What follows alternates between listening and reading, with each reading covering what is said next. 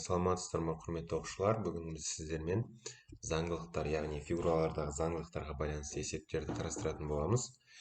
Бірінші есеп бізде 10-шы есеп. Не дейді? Заңдылықты анықтап, x-тің мәніндегі, x-тің орындағы санды тап дейді. Біз мына жерде көріп тұрмыз, что x мына жерде тұр, ол белгісіз.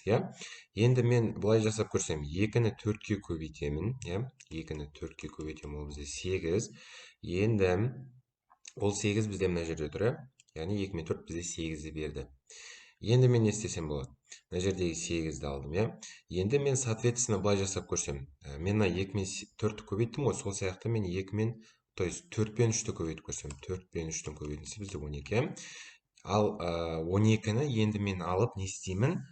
Мына жерде 12 тұратын болса, елестетіңіздер, енді 12-ні алып 8-ге соответственно біз астындағыларын көбейтіп жатырмыз, сол сияқты 12 мен 8-ді көбейтсем, менде ол 96-ны береді екен. Значит, біздегі яғни жауап 96, ол төбесінде тұр. Бұл бізде жауап. Негізінде бізде x-ның орнында 12 тұр. Ол бізде е жауабы. Яғни логика қандай екен? Логика 2 мен 4-тің көбейтіндісі.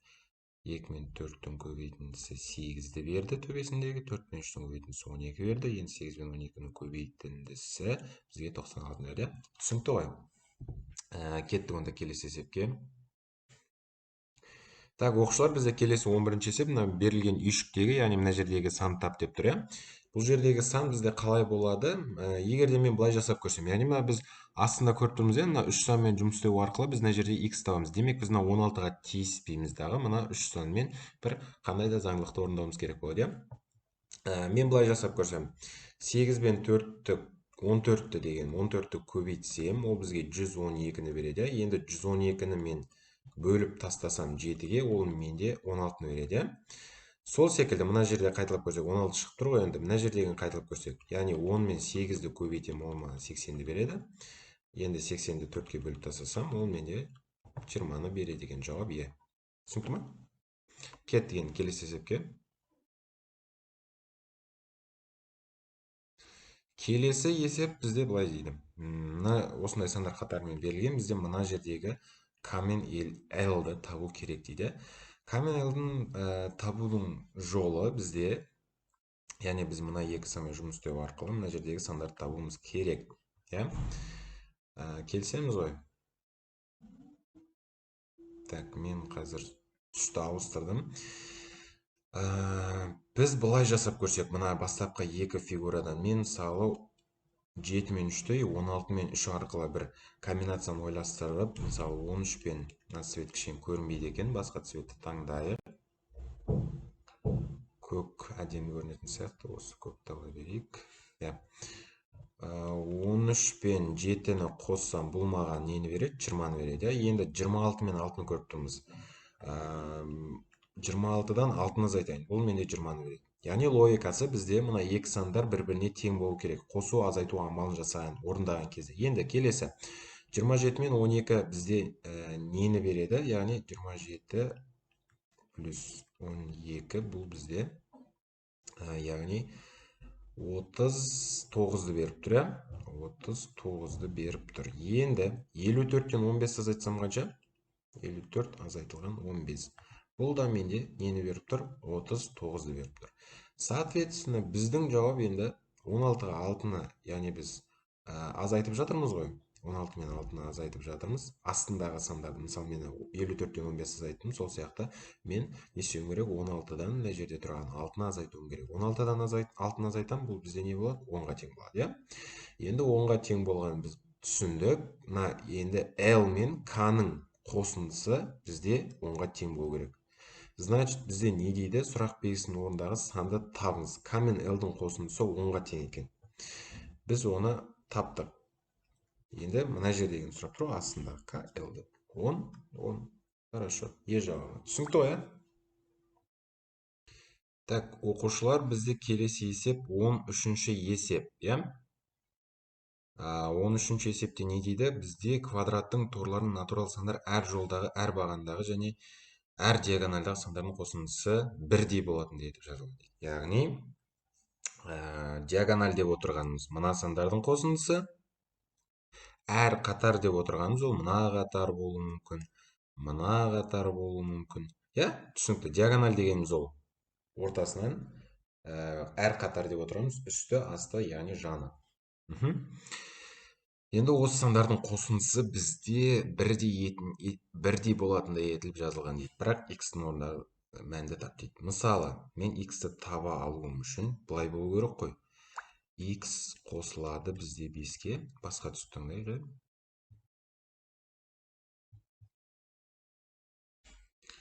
Яғни x қосылады 5-ке. Иә? Мына жерде x пен 5 қосам ғой. Және де мына жерде бір орында бір сан қалып қалады. Мына жердегі сан қалып қалады. Және мен білемін, что мына жақтағы қатарым менің мына жақтағы қатарға тең болу керек. Соответственно, мына жердегі екі санымыз бар, 9 бен 6. Бұл бізде тоже мына жердегі белгісіз сан мына қатарға да қатысты. Міне, ол қосылады. Мына жердегі сан қосылады, мына жердегі сан. Мына сан бізде екі қатарға да байланысты, яғни бірдей болып тұр. Енді мен білемін, что 9 бен 6-ның қосындысы бізге 15-ті береді. 15-ке қосылады бір мынандай бір сан, иә? Мына жердегі сан қосылуы керек, мына жердегі. Енді мен не істеймін?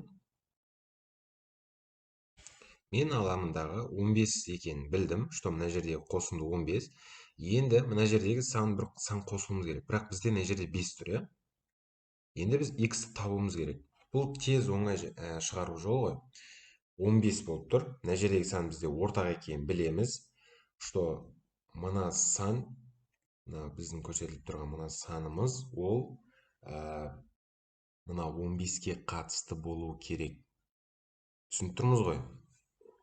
Яғни біздегі мынау x пен 5-тің қосындысы да не болу керек? 15-ке тең болу керек. Енді мен жауап қатарына қараймын. 5-ке қай санды қосам, сол кезде 15. Иә? Көріп тұрмыз, 5-ке 10-ды қоссақ қана бізде 15 шығады. Яғни мына жердегі 10-ды С жауабындағы 10-ды мен x-тің орнына апарып қоятын болсам, 10 деп, иә, былай. 10 мен 5-тің қосындысы маған 15-ті береді, 9 мен 6-ның қосындысы маған 15-ті береді, иә? Міне, мына жерге қайтадан жазып қояйық. 10 мен 5-тің қосындысы 15, 9 мен 6-ның қосындысы 15, иә? Енді мына жердегі сандар қосылып, мына сан бір кез келген сан болуы мүмкін. 7 болуы мүмкін, 8 болуы мүмкін, 9 болуы мүмкін деген кете береді.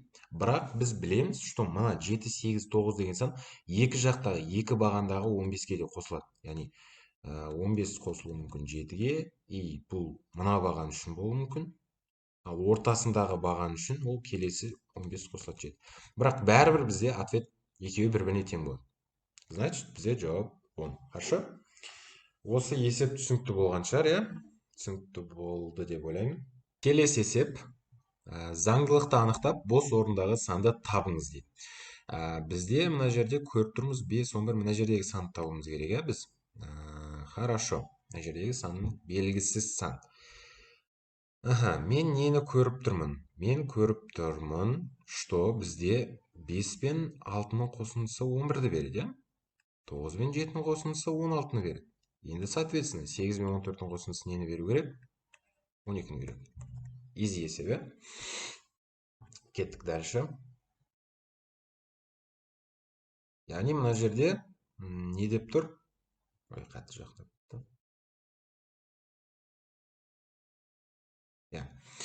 Кестеде бастапқы сөзі сәйкестендіріңіз дейді. Сәйкестендірілген, яғни бикеш деген сөз x-тен 2, яғни көп, ол кеш деген жауапты берген. Келесі отан деген сөз тап дейді. Хорошо. Бізде x деген санымыз 2-ден үлкен дейді. Бикеш. 2 бастапқы 2 санын, яғни x-іміз алып қойды. Қалды бізде кеш. Түсінікті ғой?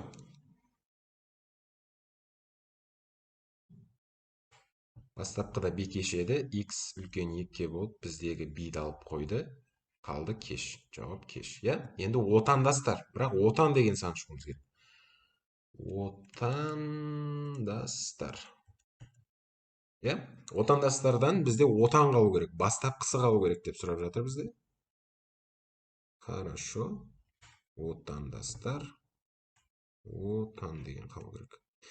Енді тастарды алып тастау үшін біз не істейміз? Яғни ол x-іміз енді үлкен болмау керек. X-іміз кіші болу керек екенін түсіндірміз, ә? Что біз мына жағы болу үшін x-іміз. Біздің x-іміз мына жақ болу үшін.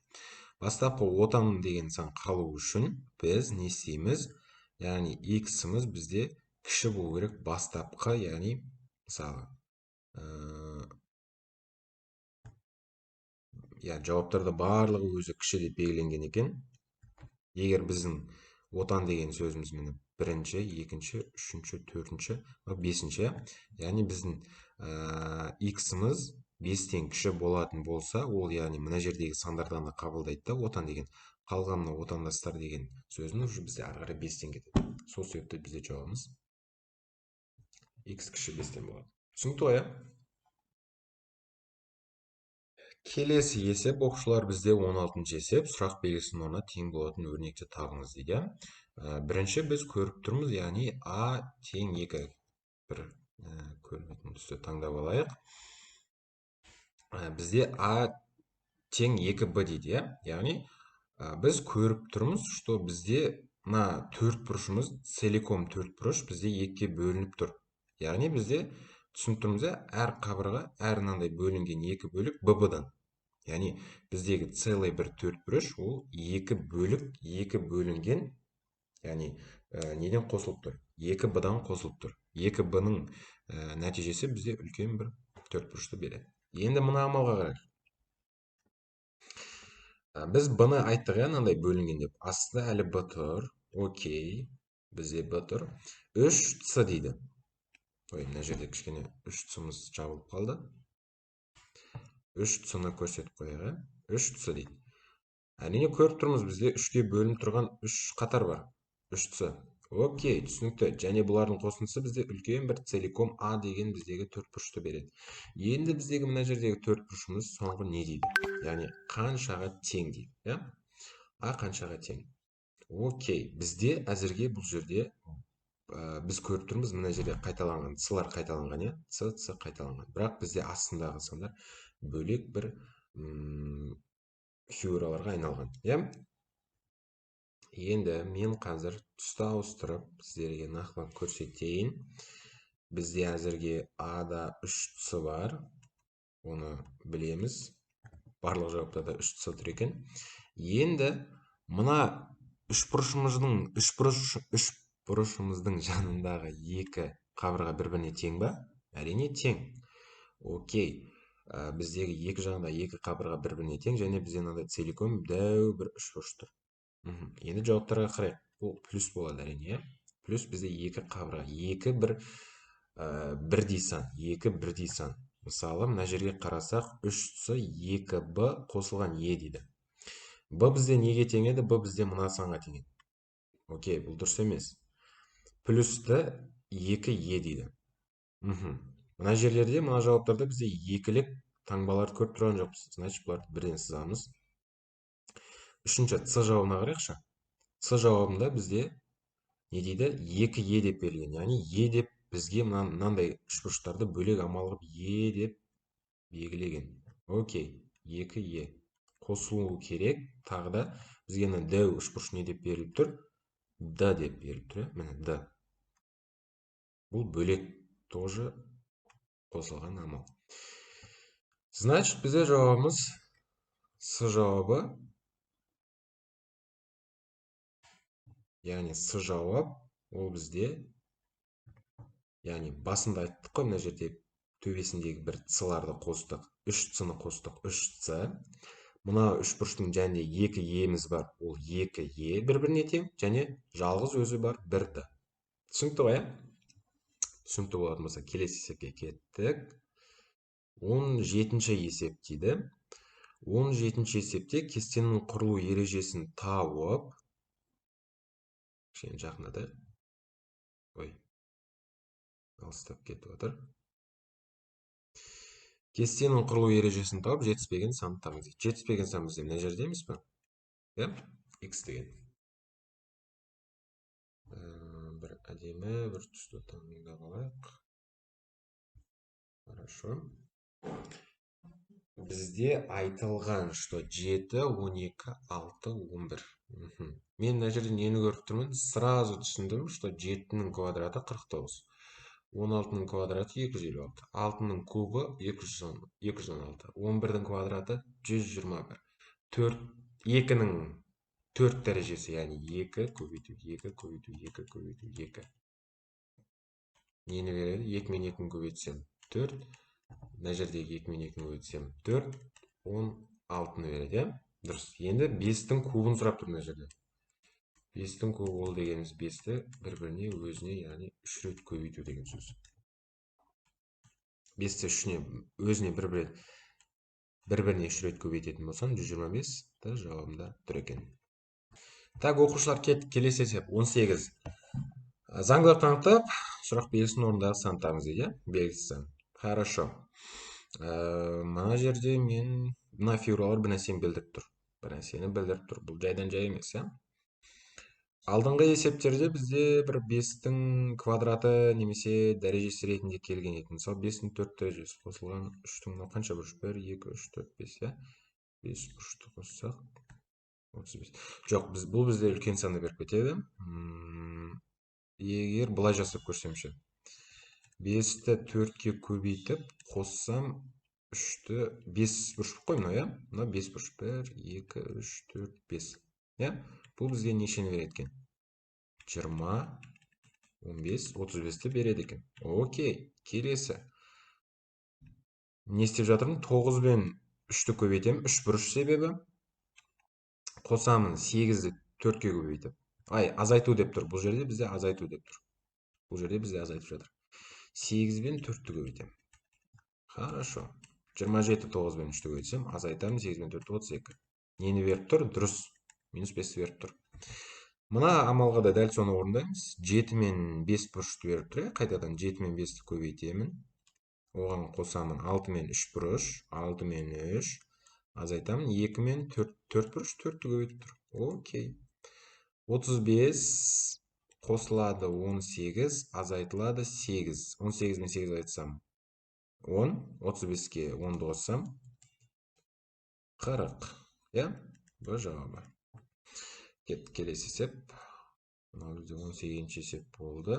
19-ші есеп, иә? Кестеде бастапқы сөзі сәйкестендірілген. Жаңағы кеш, бикеш деген есепке ұқсайды, иә? Кеттік. X санымыз бізде 3 пен 5-тің арасында тұр дейді.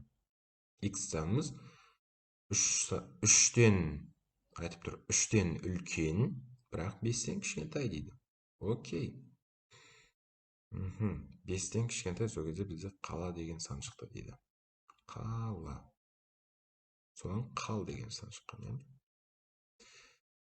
3-тен үлкен. Бастапқы X-іміз 3-тен үлкен. Окей. Бірақ мына жерде келесі әріп тұратын болса, бұл 5, иә?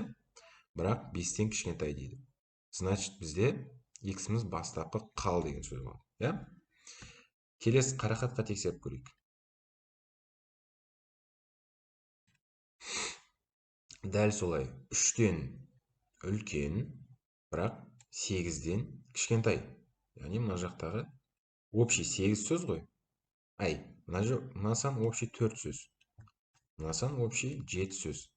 Яғни 5-тен кіші. Бұл саннан общий 5-тен кіші деп тұрғандықтан, осы саннан кіші, яғни 4-тен де кіші болып тұр. Сол себепті біз қалды алдық. Енді мына жерде қарақат 7 әріп.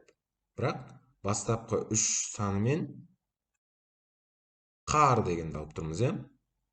Келесі тазалық деген сөз. Таза деген сөзді алу керек. Тазалық сөзі бізде қанша әріп? 1, 2, 3, 4, 5, 6, 7. Тазалық сөзі бізде 7 әріпті береді. Окей. Значит, бұл жерде де бізде таза сөзін шығару үшін бізде бастапқы бұл бізде уже 3 емес, иә? Бұл бізде уже 3 емес. Таза бастапқы 4 әріп таза дегеніміз. Яғни бізде X-іміз бастапқы 4 әріптен үлкен болу керек. Басқа түсті таңдайық. Бастапқы 4 санымыздан біздің X-іміз үлкен болу керек, чтобы біздегі таза деген сөзді алуымыз үшін, иә? Таза. Енді келесі амал, бұл өзі жеті сөз деп қойын, жеті әріп. Бірақ сол жеті әріптен мынау лықты алып тастау үшін, таза лықты алып тастау үшін, ол бізде неден кіші болу керек? Яғни 8-ден кіші болу керек. Бізде мына жерде мысалы қарақатта 7 әріп болды, бірақ белгіледік 8 деп қой. Дәл солай бізде ол лық сөзі, мына жерде лықты бір алынып тастау үшін бізде x-іміз 8-ден кіші болу керек. Так, бұл жауап бізде д жауабында берілген екен. Иә? Түсінікті, бұл есеп шықты. Кеттік енді келесі есеп. Так.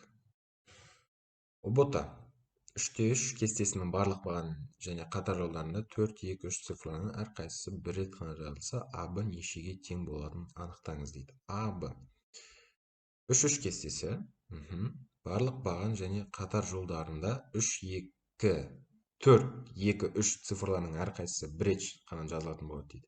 Бір рет қана жазылады дейді. Әр қатарда 4 пен 2 уже жазылып тұр. Не істейміз? 3-ті жазамыз, иә? Мына жерде айтылған. Аха. Окей, мына жерде жазсақ болады 4, 3, 2-ні деп. Мына жерге де жазсақ болады 4, 3, 2 деп. Әр қатарда бір-бірден жазылады деп тұр. Мына жерде уже 3 жазылып кетті. Охо, мына жерде уже 3 жазылып кетті. Значит, дұрыс емес. Неге? Өйткені мысал қараймыз. Мына жерде уже 3 саны бар деп елестетеміз. Иә? А мына жерде 4 саны бар. Біз жаза аламыз 4, 3, 2 деп. Енді мен жазуым керек, чтобы мына жерде қайтадан 3 болып қалмас үшін 3-ті мен мына жаққа жазамын. Хорошо? 2-ні мына жерге жазамын. Сол кезде бізде бірде кездесіп қалған жоқ. 4, 3, 2. Окей. Бір бағанда, яғни 4, 3, 2, мына жерде мынандай болып тұр, мына жерде мынандай. Мына бағанға жазсақ, яғни мына жерде 2 мен 2 кездесіп қалмас үшін мен не қыламын? 3-ті мына жерге жазамын. 2-ні мына жерге жазамын. Енді қараймыз, әр бағанда өзі соответственно дұрыс келіп тұр. 3 пен 3, 4 пен 4, 2 мен 2 болып, өздері әдемі болып. Мына қатар, и мына қатар. Енді А мен Б-ның қосындысын тап деп тұр. Соответственно, қараймыз балалар. 3 пен 2-ның бізде бір қатарда бар. Мына жерде осындай 3 сан шықпай ма? 2 мен 3 тұр. Значит, А бізде неге тең? 4-ке тең. Молодцы. 2 мен 3 мына жерде де тұр, Б-ның орнында. Жетіспейтін сан не? Әрине 4. А мен Б-ның қосындысын сұрап тұр. 4 пен 4. Нені береді? Әрине 8 береді. Жауапты. Так, оқушылар, осымен біздің бүгінгі бір 10 есептік талдауымыз аяқталды. Ұнады деген ойдамын. Егер ұнап жатса, лайк басып, комментарий жазып кетіңіздер. Сау болыңыздар, келесі кездескенше.